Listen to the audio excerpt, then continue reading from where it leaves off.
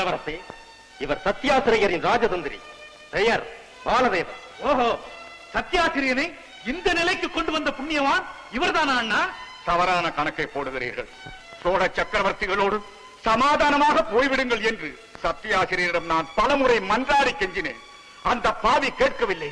அதனால் எனக்கு பதவியே வேண்டாம், விலகிக் கொள்கிறேன் என்றேன். உடனே அந்த துரோகி என்னை கட்டி போட்டு வெட்ட வந்தார்.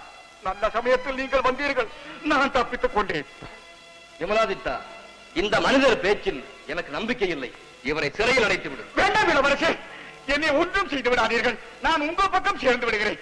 ராஜேந்திரா, இவரை சிறையில் அடைத்து பிரயோஜனம் இல்லை, சிறப்பையை கொய்து விடுவோம். ஐயோ, என்னை கொண்டு விடாதீர்கள். ஒரு மாபெரும் ராஜதந்திரியை இழந்து விடாதீர்கள். உங்கள் ராஜதந்திரம் எங்களுக்கு தேவையில்லை. அப்படி சொல்லாதீர்கள். காட்டி அவிழ்த்து விடுங்கள். என் ராஜதந்திரத்தின் திறமைக்கு சான்றாக ஒரு நிகழ்ச்சியை இந்த இடத்திலேயே நடத்தி காட்டுகிறேன்.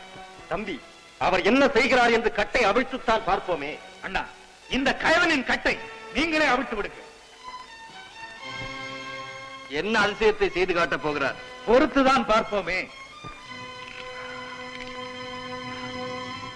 நான் ஒரு பெரிய மேடை என்பதை உங்கள் எல்லோருக்கும் புரிய வைக்கிறேன்.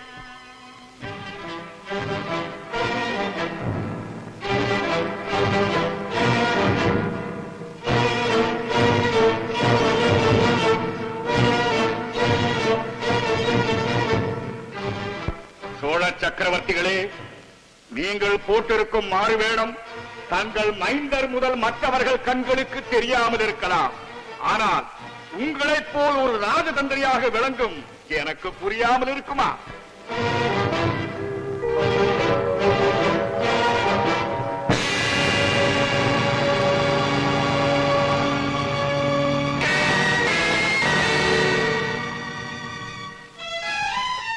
இப்போதாவது என்னை புரிந்து கொண்டீர்களா?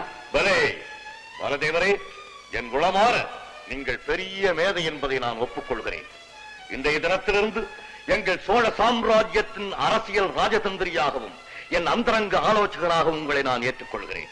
அப்பா, இவரையா தங்களுக்கு ஆலோசகராகவா? மகனே, நல்லவை எங்கிருந்தாலும் இருகரம் நீட்டி வரவேற்பதுதானே நமது பண்பு. சக்கரவர்த்திகளே, இவர் நமது பகைவரின் கையாள். விமலாதித்தா, கடும் பகைவன் தோட்டத்து கரும்பென்றால் கசக்கவா செய்யும். பாலதேவரே, சிறு பிள்ளைகள், கலங்க வேண்டாம். உங்களை நான் ஏற்றுக்கொள்கிறேன். உத்தரவு. சக்திவர்மரே, உங்கள் நாட்டை மீட்டு உங்களிடமே ஒப்படைத்து விட்டேன். இனி தாராளமாக தாங்கள் முடிசூட்டிக் கொள்ளலாம். சக்கரவர்த்திகள் தானே அந்த வைபவத்தை நடத்தி வைக்க வேண்டும். அதற்குத்தானே வந்திருக்கிறேன். விமலாதித்தா, சக்கரவர்த்திகளே, உன் தமையனை முடிசூட்டு விழாவிற்கு ஏற்பாடு செய். ராஜேந்திரா, அப்பா, நான் சற்று ஓய்வெடுத்துக் கொள்கிறேன். ராஜதந்திரியாரே, மன்னா,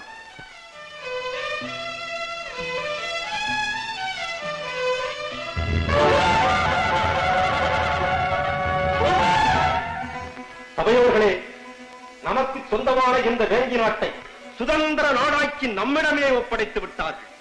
இந்த பெருந்தன்மைக்காக சக்கரவர்த்தி அவர்களுக்கு நாம் என்ன கைமாறு செய்ய போகிறோம்? நன்றி என்ற 3 எழுத்தை மறக்காமல் இருந்தால் போதும். நாங்கள் அதை என்றுமே மறக்க மாட்டோம். அதே நேரத்தில் நம்மால் தான் எல்லோரும் வாழ்கிறார்கள் என்று சோழ சக்கரவர்த்திகளும் நினைக்காமல் இருந்தால் போதும். தம்பி, உமது தம்பி சமயத்தில் நன்றாக பேசுகிறான். பேச்சுரிமையை விரும்புகிறவன் தான். பேசியே பொழுதை கழிப்பவர்களை விரும்பாதவன் நான். சக்கரவர்த்திகளே, என் தமையன் தலையை அலங்கரிக்கப் போகும் இந்த மகுடத்தை எந்த முறையில் சூட்டப் போகிறீர்கள்? காலம் முழுவதும் நாங்கள் உங்களுக்கு கட்டுப்பட்ட அடிமைகள் என்ற முறையிலா? இல்லை, யாருக்கும் கட்டுப்படாத நாடு என்றுதான் நான் பிரகடனப்படுத்தி விட்டேனே. அது மட்டுமல்ல, படைகளை உதவிக்கு அனுப்பி பிறகு நாட்டை பறித்துக் கொள்ளும் பழக்கம் எங்களுக்கு இல்லை. சக்கரவர்த்திகள் மன்னிக்க வேண்டும். என் தம்பி கொஞ்சம் வாய்த்துடுக்கானவன். உங்களுக்கு ஒரு வாயாடி தம்பி வாய்த்திருப்பதைப் போல் எனக்கும் ஒரு வாயாடி மகள் வாய்த்திருக்கிறாள். இந்த 2 வாயாடிகளைப் போல உலகில் யாரும் இருக்கவே முடியாது.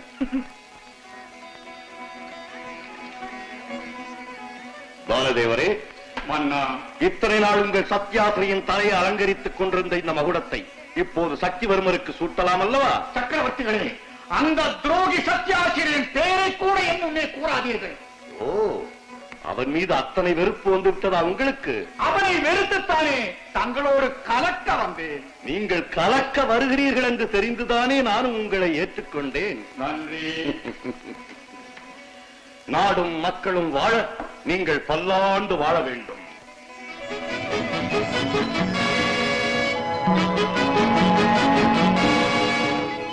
சோழ நாடு வேங்கி நாட்டு உறவு, மும்முடி சோழ சக்கரவர்த்திகள், வேங்கி நாட்டு வேந்தர் சக்திவர்மர்.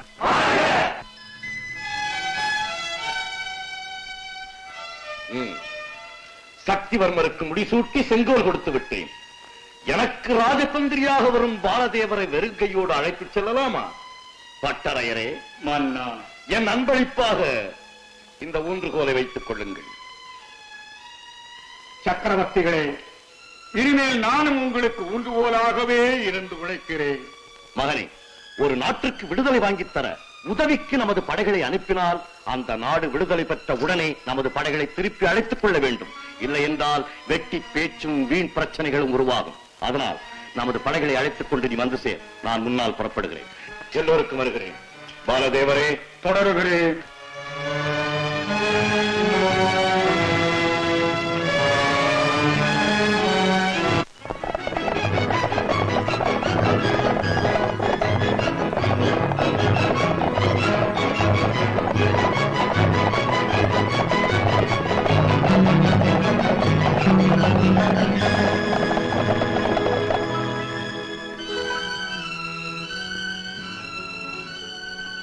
வணக்கம் சக்கரவர்த்திகளே.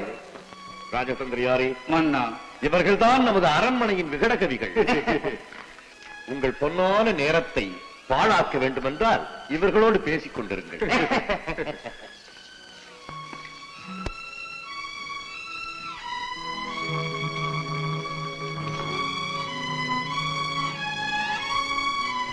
ராஜதந்திரியாரே, இதுதான் தங்களுக்காகவே ஒதுக்கப்பட்டிருக்கும் தனி மாளிகை. இங்கே நன்றாக ஓய்வெடுத்துக் கொள்ளுங்கள். பல புதிய திட்டங்களை தீட்டிக்கொண்டே இருங்கள். மன்னா, என்னுடைய ராஜதந்திரத்தை பற்றி நானே புகழக்கூடாது. போக போக பாருங்களேன். பார்க்கத்தானே போகிறேன். அது மட்டுமல்ல, பார்த்து ரசிக்கவும் போகிறீர்கள். ரசிக்கத்தானே போகிறேன். வரட்டுமா? நல்லது. வணக்கம் சக்கரவர்த்திகளே. ஓ, நாடகாசிரியரா? என்ன? வெளியூர் சென்றிருந்த தாங்கள் ஒரு ராஜதந்திரியை அழைத்து வந்திருக்கிறீர்களாமே? ஆமாம், அவர் பெயர் பாலதேவர். தலையெல்லாம் மூளை. இனிமேல் அவர்தான் எனக்கு அரசியல் அறிவுரைகள் சொல்லப் போகிறவர். நான் எழுதப் போகும் தங்கள் நாடகத்தில் அவரையும் சேர்த்துக் கொள்ள வேண்டியதுதானே? தாராளமாக. பாலதேவர் இல்லை என்றால் ராஜராஜனுடைய சரித்திரத்தில் சுவாரஸ்யமே இருக்காது. அவ்வளவு பெரிய மேதையா? அதிமேதை, அதிமேதை. பாலதேவர் நல்ல பிரசங்கியாமே. அதிக பிரசங்கி, அதிக பிரசங்கி. உங்கள் எல்லோருக்கும் ஒரு செய்தி. வந்திருப்பவர் என் நம்பிக்கைக்கு பாத்திரமானவர். இனிமேல் அவர்தான் நான், நான் தான் அவர். புரிகிறதா?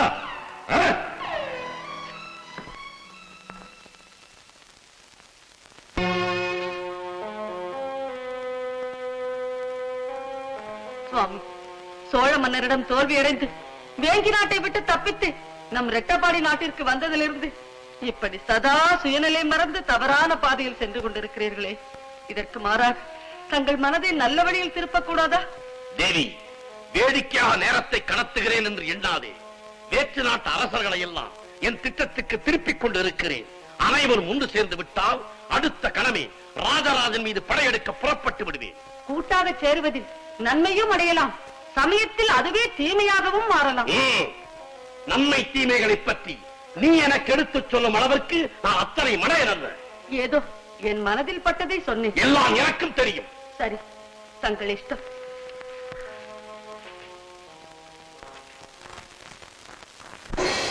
இந்த திரைப்படத்தை முழுமையாக கண்டு மகிழ உடனே டவுன்லோட் செய்யுங்கள் Raj digital TV OTT app. வருடத்திற்கு வெறும் 299 ரூபாய் மட்டும்.